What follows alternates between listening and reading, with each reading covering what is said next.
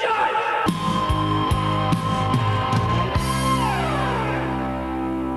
Hello, and welcome to the Cinema Judge. To all my regular judge heads out there, welcome back. Now, if you're new to the show, let me give you a brief description of what we're about. First of all, ladies and gentlemen, we love movies, and we like to share movies with you. We're not going to sit here and cry about Hollywood, rip actors. We're going to leave that to the professionals. We consider this a movie oasis, a place where you could come in here and listen to one movie, all the information, hear interviews, clips from the movie, interviews from the red carpet, and you make up your own mind. I'm not going to tell you what to think, because we've all walked different paths. Because in my mind, it's simple as this. Any movie is somebody's favorite movie. Because we all want to spend our hard-earned money wisely. Because we all want the same thing. An enjoyable movie experience. Now, approaching the bench today, we have the movie called Plane. It stars Gerard Butler and Mike Colter. But here's the plot. A pilot has to land a plane in emergency due to weather. But on that plane is a prisoner being transferred. And that prisoner is Mike Colter. And his character, he has a little bit more of a mysterious background, some special forces experience that comes into major play in this movie. And just one side note before I play the trailer here. This is one of those other movies where Gerard Butler doesn't play like the action hero superstar guy. He's just a pilot. And I don't mean just a pilot by meaning they're just pilots or, you know what I'm saying. He's not the special forces guy who saves the world. He's just a guy. And Gerard Butler can do that so well when he wants to. And it's great to see that he's not so stuck on that. Like some people get into that zone where they have to be that action hero. That's not what Gerard Butler is about. He just wants to make the best movie he possibly can. And sometimes playing that role where he isn't the hero makes the movie even better. So here's a trailer for Plane. Captain Torrance, flight commander. How can I help you? Fugitive extradition. Oh, is he dangerous? What did he do? Homicide 15 years ago. I don't want to scare the rest of the passengers. I'm afraid you're stuck with us, Captain. Get him on board. Let's have a good flight. We're cutting right through the top of the storm. Listen, keep everybody in their seats. No exceptions, all right? Getting everyone to have their seatbelts securely fastened. Mayday, mayday. Trailblazer 119, we are dark. Anyone near guard, damn it! We're gonna hit.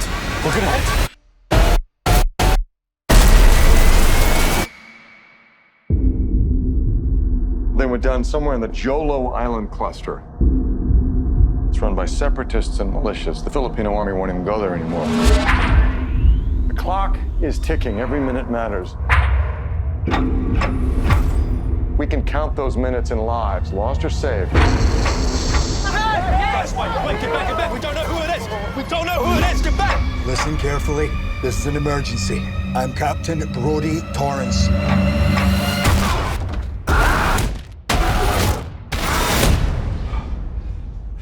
I like this guy. Name! Country! Maxwell Carvel, England. Name. Country. I gotta go after them. My passengers, my responsibility. I'm gonna need your help. You're gonna need this. Former military or something? You could say that. Then why'd they lock you up? No one cares what really happened. But they say redemption can be found in the most unusual places. If you do this, you'll probably never see your family again. What about their families? I have a daughter, and I had every intention of making it home. They're gonna come at us with everything they've got. We're getting off this island. That was a trailer for Plane, and as you could tell, there's a lot of action going on. He has to land the plane, there's drug dealers everywhere, and they have to go out on the run. He has to try to save the passengers, and it's just a wild run in the wilderness. And a side note here, you'll hear this later on too. It's cool about these kind of movies. They shoot them on set. They were actually out there in the forest, sweating, just bearing it all. And I really kind of like that because Sometimes we get tired of all the green screening, but this one on the set, and I think that has a large part to do with Gerard Butler being a producer on this film. Now, to know a little bit more about this film, first we're going to hear from Lilly Krug. She's also been in Shattered and Zero Contact, just to name a couple things you might know her from. Then immediately after her, we're going to hear from Daniella Pineda. And now she's been in probably stuff you definitely know too. Jurassic World Dominion, Jurassic World Fallen Kingdom, The Vampire Diaries, Tales of the Walking Dead, and a TV show, Home Economics. And I love Home Economics. If you ever have a chance to see that TV show, I find it incredibly funny, but not important right now. So first Lilly Krug, and then Daniella, talking about what this movie's about. It's New Year's Eve, and we're on a flight, and we get into the storm. And the pilot loses connection to every single cell tower, and that he has no idea where we are, and we have to land on an island that is one of the most dangerous places on Earth. And then the story unfolds from there, and there are a lot of challenges we have to face, and how our pilot tries to guide us through all of those. The plane is about a commercial airline that crash lands in an island in the Philippines, and Gerard Butler, the pilot of this commercial airline, needs to figure out how he's going to get his passengers safely off the island before they all get killed by a bunch of pirates. There you go. See, they summed it up really well. Up next, we have Mike Colter. Now, this guy is great. I love his work. I like everything he does. Now, you might know him from 2016 to 2018. He played Luke Cage. And I just so enjoyed what he did with that character. He was every man, just a guy who was trying to work. And he played a superhero, but he didn't. Those characters that they had back then in the early days of Netflix before they all got cut and then went to Disney Plus, those characters were so raw, and he just embodied that character so well. If you ever have a chance to check out Luke Cage that he was in, do yourself a favor and check it out. But he's also in Men in Black 3, Extinction, and what you might know him from right now is the TV show Evil. But here he is talking about when he first read the script, and then he talks a little bit more about the story. All action films aren't the same, or at least they shouldn't be, and this felt like it had a heart to it. And I read it, and I really thought that it's going to depend a lot on the chemistry between the two characters of Torrance and Gaspar. So, and I know Jerry's work as an actor, and I thought it'd be a great opportunity to sort of come up with something that could actually be a very fun project and a very fun movie. I play Gaspar, who is a guy who's being extradited extradited to Canada, and he's coming on the plane, and you know, no one knows what he did per se. It's said that he did something, that he killed someone. That's what he's been accused of. The character is basically being brought in a stand trial for something he did many years ago. So he's a very mysterious character, and essentially he's supposed to be brought to stand trial, and him being dangerous, he sits at the back of the plane away from the other passengers in handcuffs, but very discreet. He's not wearing anything. He's not in prison garb or anything like that, and there's a person assigned to him to make sure he stays out of the way. And of course, when the plane crashes, then they have a problem on their hands because the security guy died in the plane crash, and my guy survived, so now they have something to deal with. Like I said before, Mike Colter is the man, and the more he just does stuff like this, the more he's going to get recognized, and I just can't wait to see him do more and more and more. And if you want, like I said, if you want to watch him on a TV show called Evil, that's on Paramount Plus, the guy is all talent. Jean-Francois, the director, is up next. And you might know him best from the 2016 film Blood Father, starring Mel Gibson. In this interview, he talks about Gerard Butler and the character being, like I said earlier, everyman. And Gerard Butler he nails these kind of roles. Because a lot of times you don't expect him to, or you think, oh no, he's always going to be that tough guy. He nails this, and he's just perfect for this role. And he talks about working with him, and that's what he wanted. He wanted that kind of character. And immediately after that, we're going to hear from Mike Colter again, and he also talks about working with Gerard Butler. And he talks about how those characters being different and just how they work together and how that really moves the story along. It's not just two bad dudes, taking on all these drug dealers. It's two guys who are totally different, but working together for one goal. It's like a classical action movie, and the important thing was the characters driving the action So we really cares about characters. Because for me, Jerry, it's like a real working class heroes. When we see his movie, you suffer with him. So, and I like working class hero. I thought it was a great opportunity to play, to get a chance to work with Jerry. I think, he's been around doing these kind of films or films of this nature for a while. He's always had a good knack for comedy, romance, and things of that nature. But this action genre for him is really a sweet spot. And I think having him play the captain and playing a guy I don't think he's played before, someone who's in a sense outmatched in the film, in over his head, someone who didn't expect this to happen. Most of his characters are meeting danger head on and very prepared for it. In this case, he wasn't. And so that's where my character comes in, a reluctant guy who does have a certain a certain set of skills, as they say, but reluctant to use them because he's more selfish. He's trying to, look out for himself. And so this is where the two things sort of work out in terms of his motivation, Jerry's motivation, his character to help his crew and his cabin, his passengers, and my sort of reluctant nature, but finding connection with his character and his passion for wanting to save these people, and that sort of bond sort of happens quickly, and it sort of develops throughout the film. And you just heard Mike Colter and the director talk about working with Gerard Butler. And in that same vein, we're going to hear from producer Mark Bouton.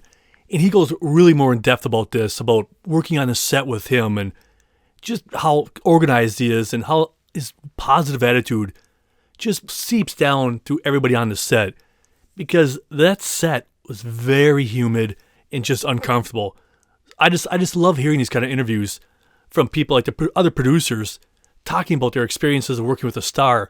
Because we all know, sometimes, not everybody, but sometimes when you have people on set who are a big star, they want their trailer, all air conditioning, they get a little bit pampered compared to everybody else. But just hearing this guy talk about Butler right there in the trenches with everybody else. Jerry on set, it's a lot of fun. It's constant, there's moments, most of this movie is very, very serious. It's heavy, and he does that stuff incredibly well. But they'll say cut, and then a joke comes out, and it lightens the mood immediately, and the funny one-liner and the funny quip. Which is great because it is it's the subject matter is fairly heavy at times, and so there's a lot of the takes are serious, and then also physically it's been a tough set because we're out and it's hot outside. It's the heat index is well over 100 most days.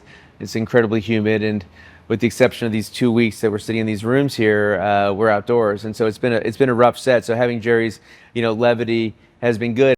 He takes his work and what he's doing and the level of detail incredibly seriously. And, I've worked on other films with actors, but I've never seen anyone at this level of detail, which is great, because I think that it bleeds to the rest of the crew or the rest of the cast on the movie, where they follow Jerry's example, and Jerry wants to make sure that when he's flying a plane, as he's someone who's not a pilot, do his hands go here on the yoke, or do they go down here, or whatever? Which button does he push?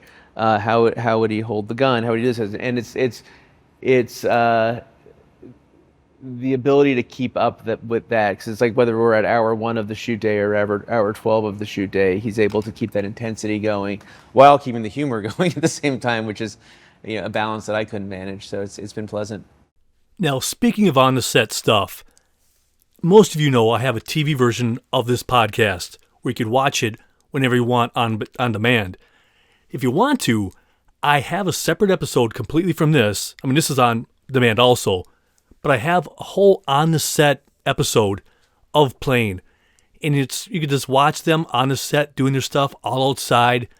And at the end of the show, I'll give you that webpage in case you want to watch the on-the-set making of and or this or any other episode. But up next, we have a clip from this movie. In this clip, Gerard Butler and Mike Colter drive up in a Jeep. And they're talking, and they want to try to get all these passengers back. And it's just that a little subtle conversation that really sets their positions of Mike Colter's character having military background and Gerard Butler not having all that, and he's just seeking his help. So they drive up to the shot, and they just have that conversation of, well, I would like to have your help. Here's that clip from Plane.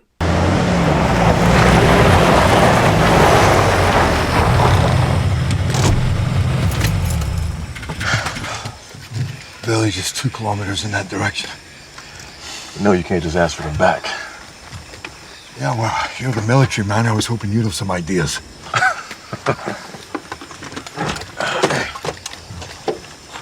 Thank you for helping.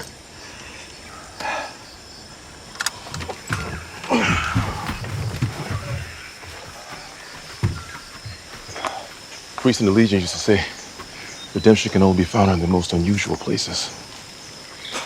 Well, that certainly qualifies. One thing that really sets this kind of movie apart, too, from most other regular action movies is it's authentic in characters, meaning the people on this flight aren't just one type of people. There's all kinds of people from all over the world.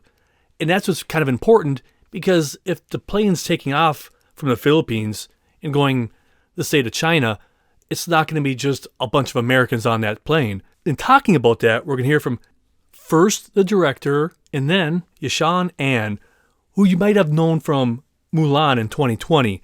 He talks about that along with Daniella Pineda, talking about this kind of movie has people from all over the world, from all walks of life. This is kind of cool. My goal is to be realistic.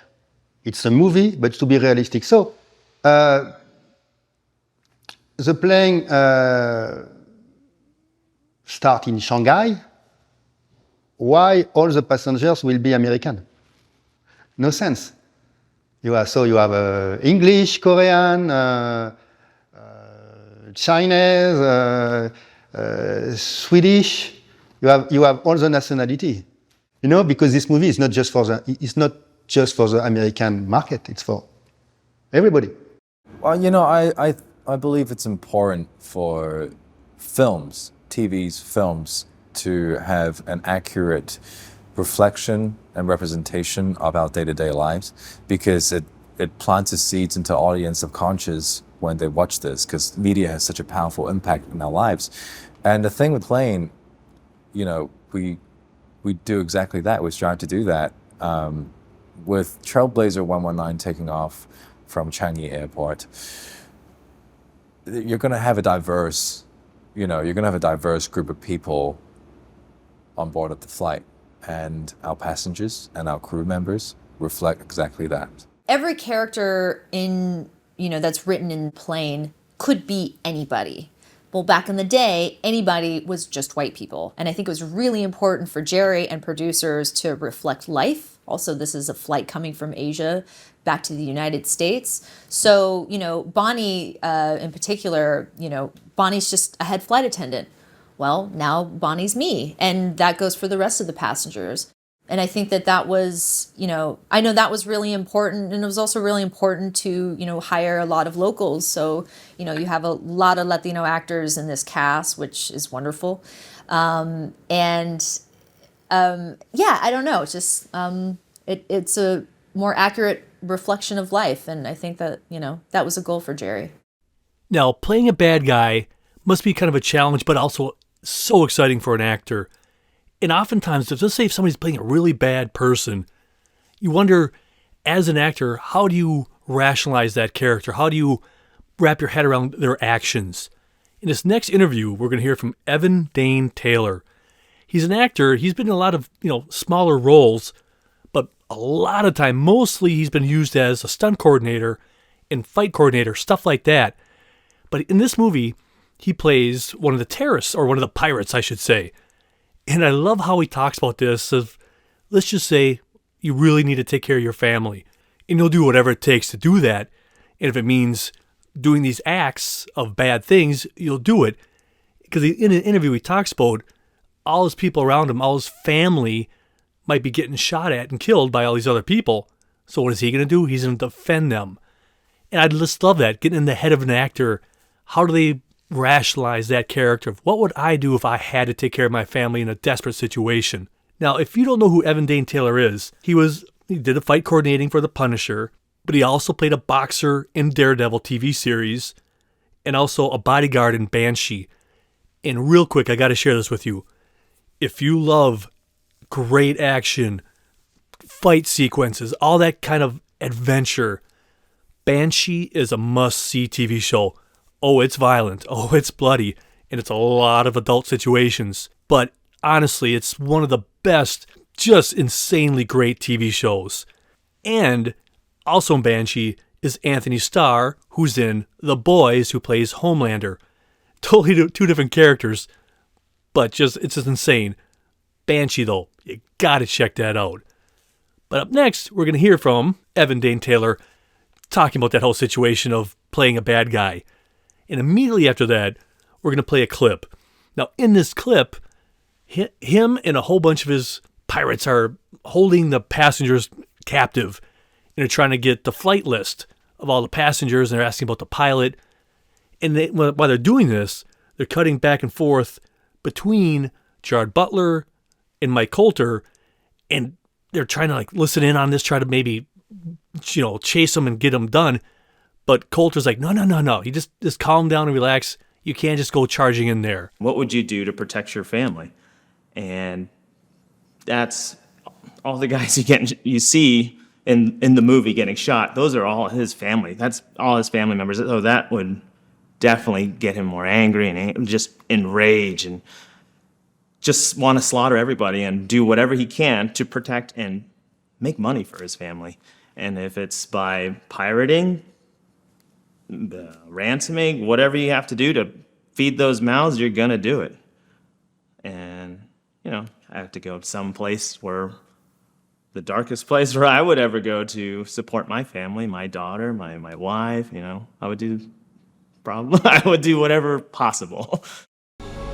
I'm in charge.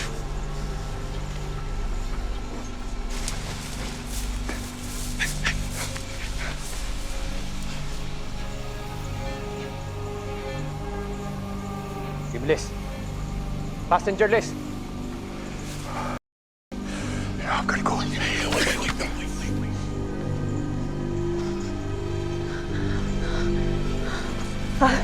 Passenger list.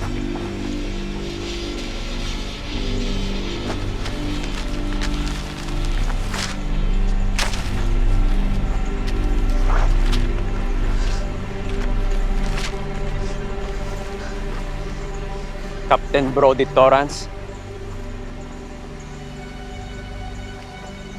Captain Torrance isn't here. Where is he?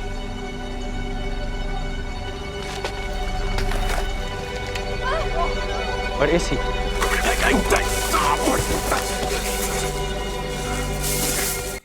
Yeah, I'm not gonna lie to you. I'd fold like a deck of cards or fold like a cheap suit. If I was put in that real life situation, I'd be like, I got nothing. I'd be a blubbering fool on the floor. I'm not even gonna lie. And up next, we're gonna hear from Daniella Pineda and Lilly Krug, and they're gonna talk about the ensemble, working with a whole group of people.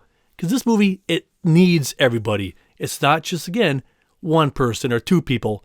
This whole cast makes it one, and you have to work together. And I guess, think about that. On the set, it's muggy, it's hot, you're outdoors, and you're with these people for an extended period of time. You really have to build those relationships. And this is them talking about that. And immediately after that, we're going to play a clip.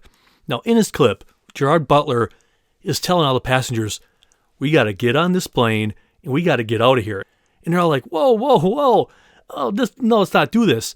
So when they're talking about the ensemble here, it kind of ties in because in the scene, which you really can't see, obviously, they're panning the whole cast. They're all there debating the situation.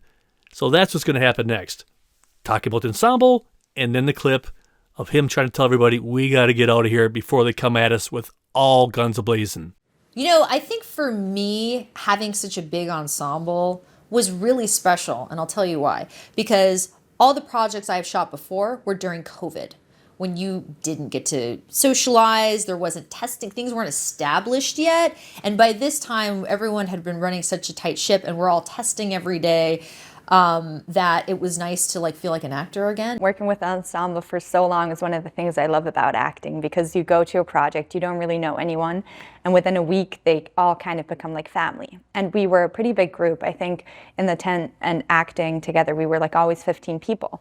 And after spending 3 months together, you get really used to each other. And I have this every time I leave set. You get very sad because you miss seeing those people around every day. Even on our days off, we would do things together, go to the national park, and it just very quickly becomes a very familiar environment where everyone is very interested in getting to know each other. We play games, we talk, we learn from each other, we exchange books, and it became this wonderful community in a way. And then the suffering, even sometimes, or waiting for hours on end, suddenly becomes enjoyable because you get to spend time with these people.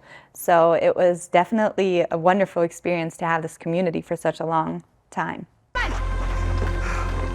There is no full rescue team coming anytime soon.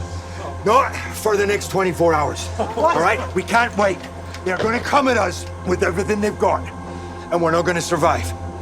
Now, Lilly and I managed to get the power back up on the plane. We only have one chance, and that is me flying us out of here in this thing. Listen. If I didn't believe it could be done, I would not put you guys back on that plane. I have a daughter, and I have every intention of hugging her again and making it home. And I'm telling you that the way home is on this plane. I've got you this far.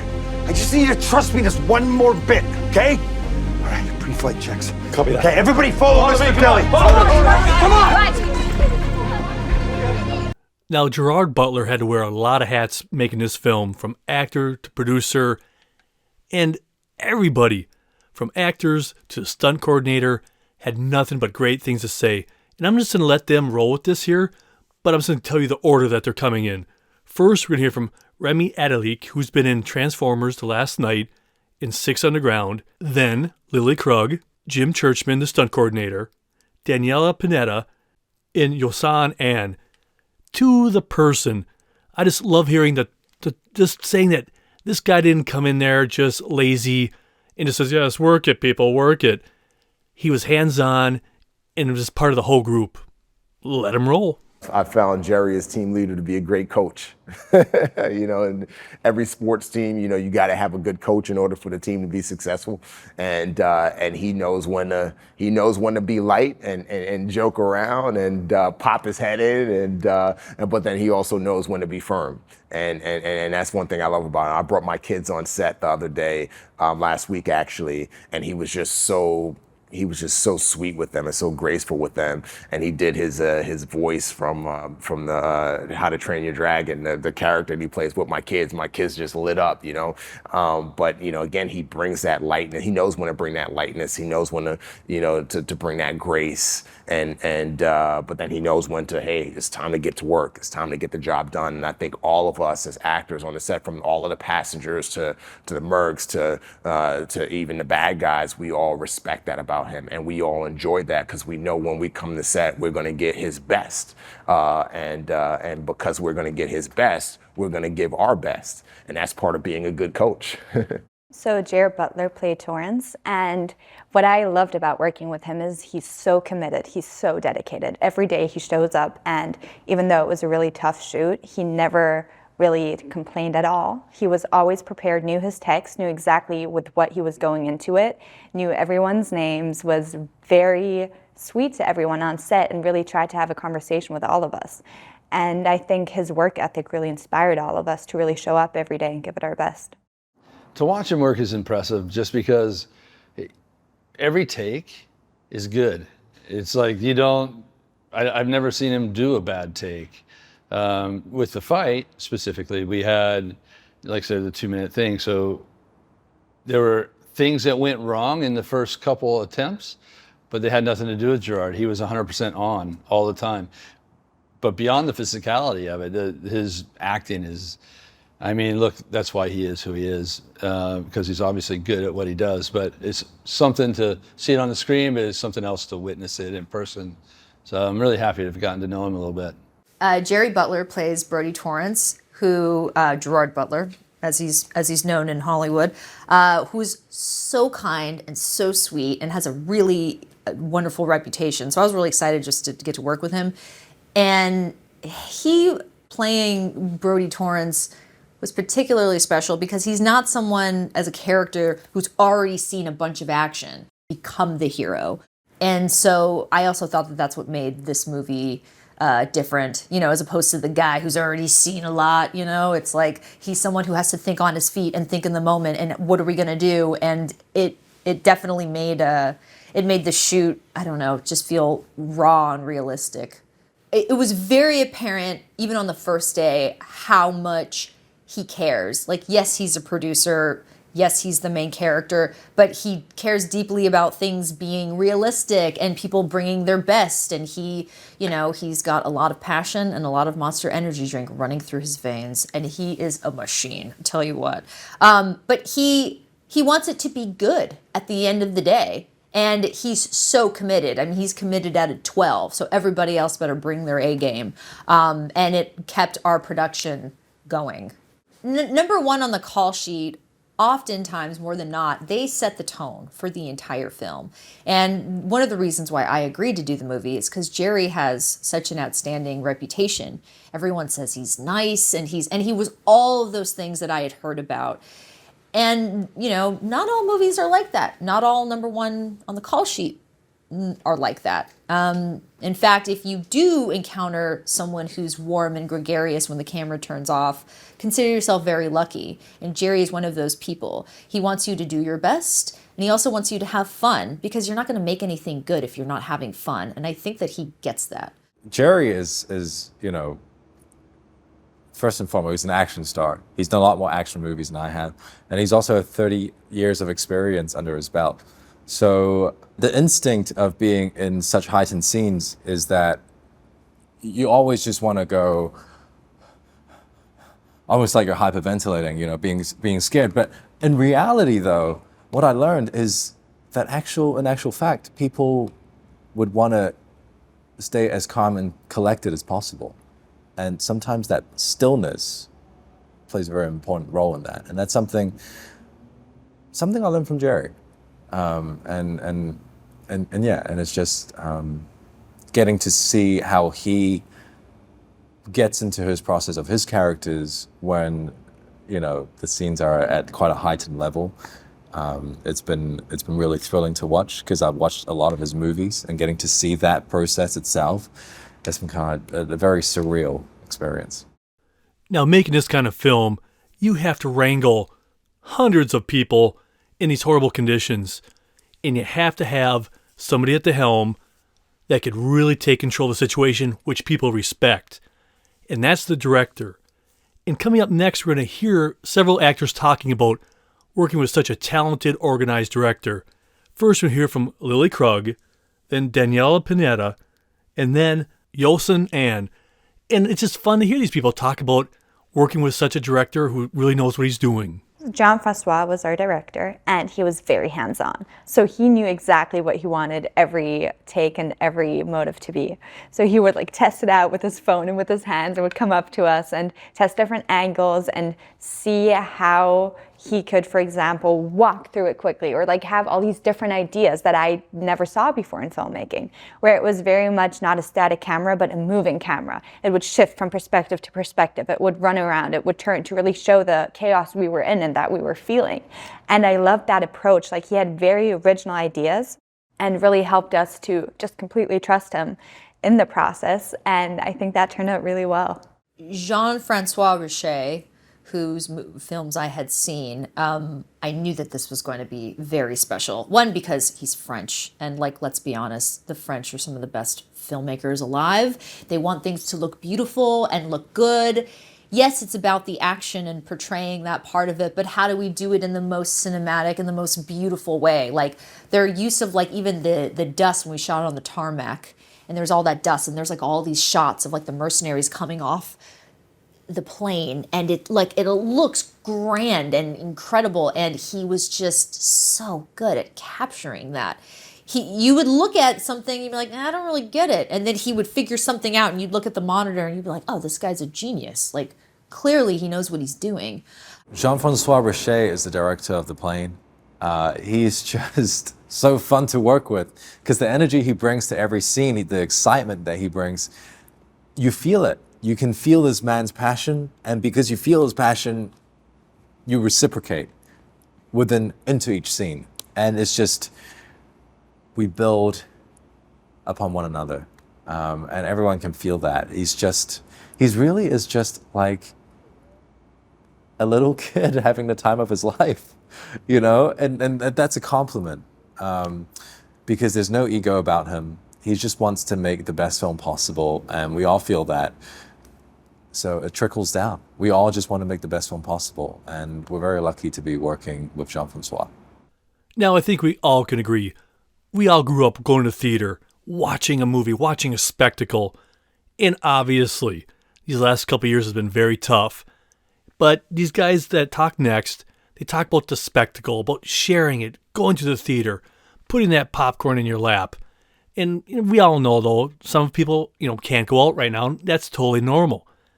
But we got to, if you're able to, we got to do our best to support these theaters because they've been there for us our whole lives. One day, if we rely just on streaming, which I love, I'm not going to lie to you, I've watched a lot on streaming. But every once in a while, we got to think back, just pull back a little bit and say, man, I could see this in the theater. Why not? But I digress. So up next, we're going to hear from Dane Taylor, Tony Goldwyn, Daniella Pineda, and then finally we'll hear from the director. Just talking about that moment of being in the theater watching a film.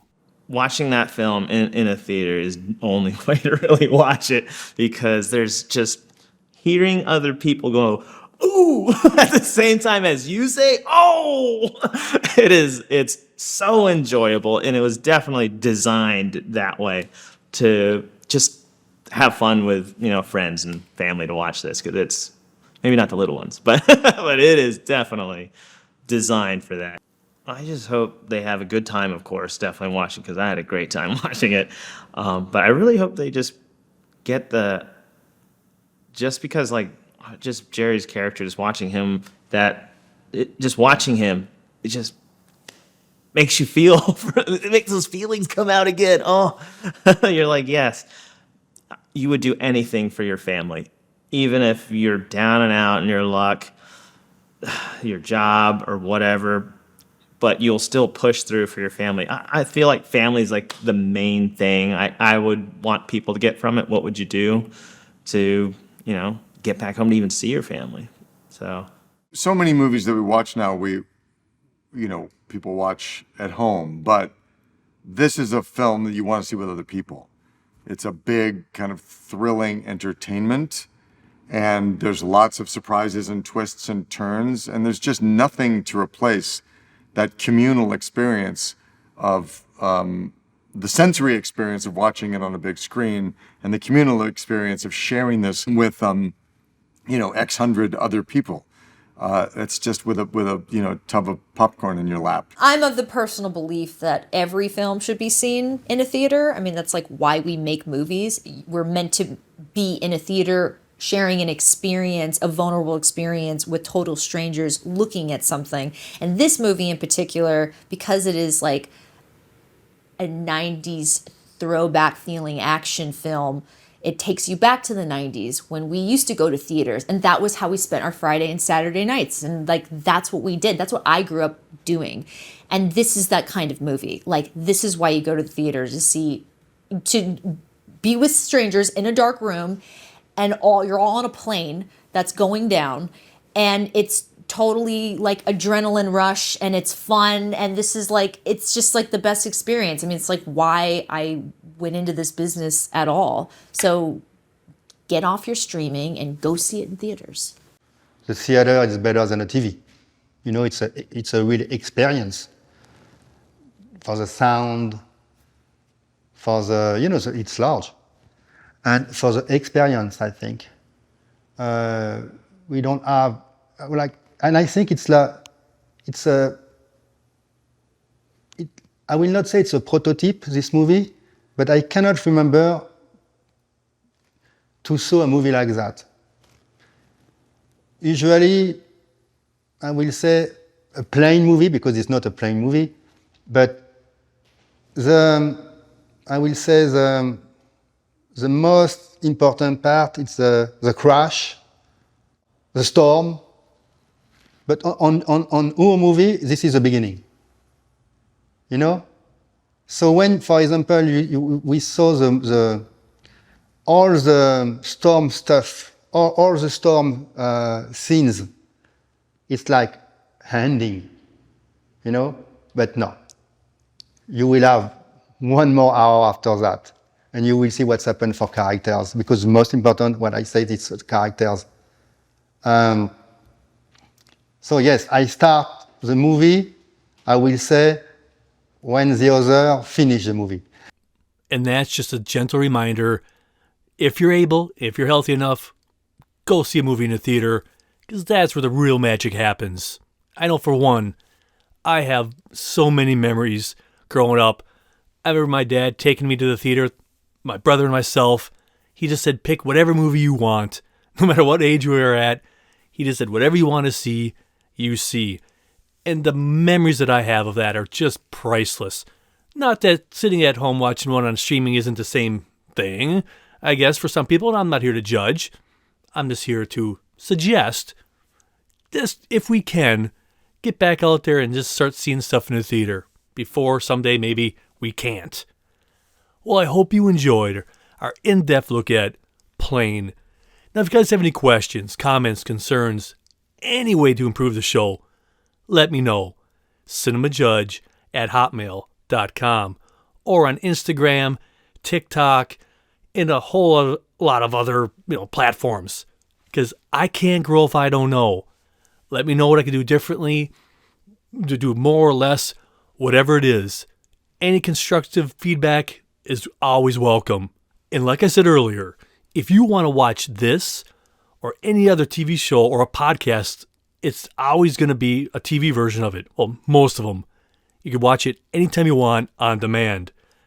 Go to bit.ly/cinemajudge. And there should be a whole slew of shows on demand and you could enjoy. And just one side note, when it's that TV show, you don't see or hear me at all. It's strictly interviews, scenes, on the set footage, world premiere stuff. I'm not there to interrupt you whatsoever.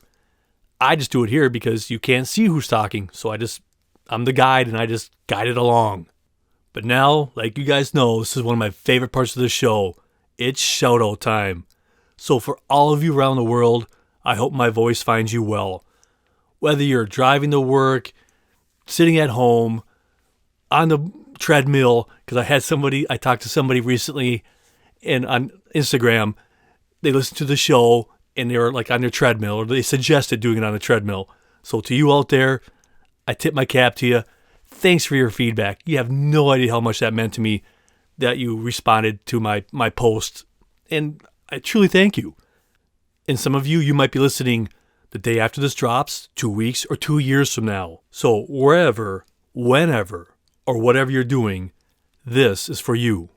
To all of you who listened to last week's episode from the United States, Canada, United Kingdom, New Zealand, and Singapore, it's so wonderful. And all of you from Canada, United Kingdom, New Zealand, and Singapore, all you guys who listened and shared it with your people or friends or family, I'm truly grateful. Minneapolis, Minnesota, St. Paul, Minnesota, Winnipeg, Manitoba. Again, a couple listens from there. Thanks for listening and sharing. Los Angeles, California, Stockton, California, Birmingham, Montreal, Quebec, Washington, District of Columbia, Littleton, Colorado. Is it Nanomano, British Columbia? Well, thank you, British Columbia, for very, very much. Auckland, Morrisville, Pennsylvania, Kenosha, Wisconsin, Burnsville, Minnesota, Charleston, West Virginia, South Hadley, Mass, and Farmington, Minnesota, just to name a few of you guys. So every solitary one of you took time out of your life to listen to this show. I'm incredibly grateful, and it means the world to me. Because you might not realize this, But whenever I see a city, state, country show up, I do a little private boogie-woogie in my chair. And I know, it sounds sad, but it's true. I go, yes, somebody took time to listen. So don't think for one iota of a second that I don't look at that and go, thank you, thank you, thank you.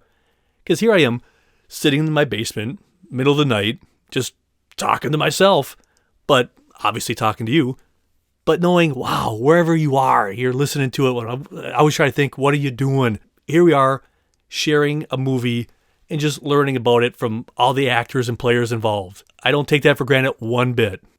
But now it's the Bourbon Shoutout. This week, we have Zach, Brandon, Bunny, and Liz. Every one of you taking time to let me ramble about my show and for you to listen to it. Thank you so very much. Cheers. And like I've said a million times before, first and foremost, this is always a TV show first. And I turn that TV show into this podcast. So when I'm doing a TV version, I don't have to worry about any of this, any noise, anything. I am just cranking tunes and just jamming as I'm editing. Because when I'm editing, I don't usually do it in a linear fashion. I'm listening to the interviews, watching them. This will go here, I'll switch this back and forth. I'm all over the place. And the music just helps me focus. So when I was thinking about doing this show, I'm thinking, okay, this Gerard Butler action movie, kind of just a nuts and bolts, just rough, raw type movie. And I thought, well, I need a little Rolling Stones. So I threw on a ton of their albums, or not a ton, I shouldn't say. I picked and choose what I did, and I also have a list that I created on my phone with all the songs that I just absolutely love. So I plowed through that, and then I threw on some Zeppelin, because I'm like, I haven't listened to some great Zeppelin in a long time. So I threw on several of their albums, whether it be In Through the Outdoor, Houses of the Holy, Led Zeppelin 2, and so on. I was kind of like jumping around all over the place. Every once in a while I plowed through just a solid album. But I just felt that was perfect for this. So when you listen to this podcast, I was making a TV version. You might wonder, what was I doing? What was I thinking? What kind of mind frame was I in? That's what I was doing. And sometimes it takes me a lot longer than it should, because I get in the middle of a song and I start doing air drums, air guitar. I'm sitting here in my chair just jamming. But that's what just makes this whole experience so much more fun. It's just movies and music. Two things that I just helped me growing up. It just hand in hand. Those are just my happy place. So that's what I was listening to when I was making a TV version, which becomes the podcast. And just one other thing. I don't do this every episode, but I figured why not? Because I watch so much stuff in my free time. I have one guilty pleasure and just two other really cool shows that I watched in the last week or so. My guilty pleasure is Under the Vines. It's on Prime Video, but it's only going to be out there for a few more days. I got sucked into it because when you're flipping through the channels or flipping through the thing, leaving in this many days, and I looked at it, I go, it looks like a fun, sappy show, but it takes place in New Zealand, and there's some beautiful shots of all that stuff. But in short, it's these two people. This guy dies and leaves them both ownership to this winery in New Zealand, and it's just one of those simple shows that you sometimes go, oh, I can't believe I'm watching this.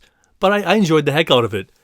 But so the first season is on Prime now, and it's going to be off soon. But then the second season is going to be on like Acorn very shortly here. So if you want something just to watch, something simple and just, some pretty scenery, Under the Vines. The two other shows that are just really stellar, not that wasn't stellar, in its own little way. Watch Rogue Heroes. It's on MGM Plus, which used to be Epix. So if you had Epix, look for MGM Plus. That's where that airs. It is a wonderful, wonderful show, and it got updated to another season. It's a true story of how the SAS started back in World War II. It is great. It's a great show. It's from the maker of Peaky Blinders. Give it a shot. And I also watch Echo 3 on Apple TV Plus. It was about a story about this woman gets kidnapped, and the husband and her brother are trying to go there and rescue her from the prison camp. A lot's going on in this show, but it's really good. It's beautifully shot too. Echo 3, give that a shot. Also, Rogue Heroes. You won't regret that at all. Well, that is it. My glass awaits. I'm thirsty, so cheers to you and to the movies. So until next time, be well, be good, and I'm gone. I'm Jeff. Thanks for listening to The Cinema Judge.